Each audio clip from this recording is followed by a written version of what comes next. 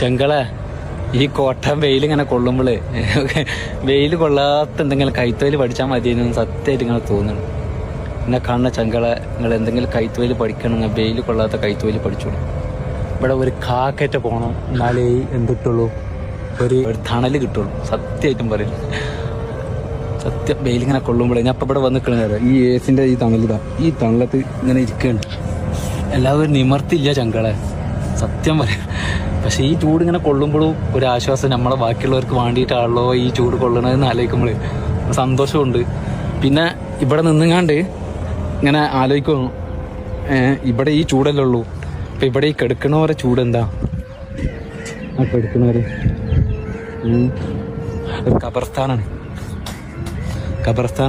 ആ ഖബർസ്ഥാനിൽ കിടക്കണവരെ സ്ഥിതി എന്താ? നല്ലത് ചെയ്തവർക്ക് നല്ലതുണ്ടാവും അല്ലേ? അവർ എന്താ ചെയ്തിക്കണമെന്നുള്ളതൊന്നും നമുക്കറിയില്ല. പഠിച്ചോനെ, ഒരുപാട് മാതാപിതാക്കൾ മരിച്ചു പോയിട്ടുണ്ട്. അവരൊക്കെ പാപങ്ങൾ പുറത്തിട്ട് നമ്മളെല്ലാവരെയും ഒരുമിച്ച് കൂട്ടാൻ പഠിച്ചോൻ തൗഫീക്ക് ചെയ്യട്ടെ. ഇത്രപോലെ ആൾക്കാർ ചൂടും പുകയും കൊണ്ടുങ്ങാണ്ട് അതിൻ്റെ ഉള്ളിലുണ്ടാവും. അപ്പം അങ്ങനെ ആലോചിക്കുമ്പോൾ ഇതൊന്നും ഒരു ചൂടല്ല. അപ്പം അതിങ്ങനെ പറഞ്ഞു തന്നപ്പോൾ എനിക്കിപ്പോൾ ചൂട് കുറച്ച് കുറവുള്ളതായി തോന്നി. സത്യമായിട്ടും അള്ളാഹു കാക്കട്ടെ.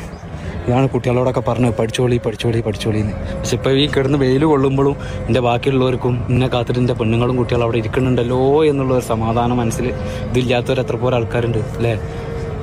അള്ളാഹു കാക്കട്ടെ നമ്മളൊക്കെ അല്ലേ? ലേബർമാരായിട്ട് നിൽക്കുന്ന കുറേ ആൾക്കാരുണ്ട്. ലേബർമാരായിട്ട് ഞാൻ 3 കൊല്ലം അനുഭവിച്ചതാണ്. 27 ആൾ റൂമിലും. അതാണെങ്കിൽ പെരും ചൂടും കാര്യങ്ങളൊക്കെ ആയിട്ട് ആ സ്ഥിതി ആലോചിക്കുമ്പോൾ മനുഷ്യനെ ഈ വെയിൽ കൊണ്ടാലും സ്വർഗത്തിലാണ്. കാരണം നമ്മൾ 12 മണി 1 മണി വരെ വെയിൽ കൊള്ളണുള്ളൂ. അത് കഴിഞ്ഞാൽ നമ്മൾ അൽഹംദുലില്ലാ പേരൻ്റെ ഔത്തായി. അൽഹംദുലില്ലാ എൻ്റെ ഒപ്പം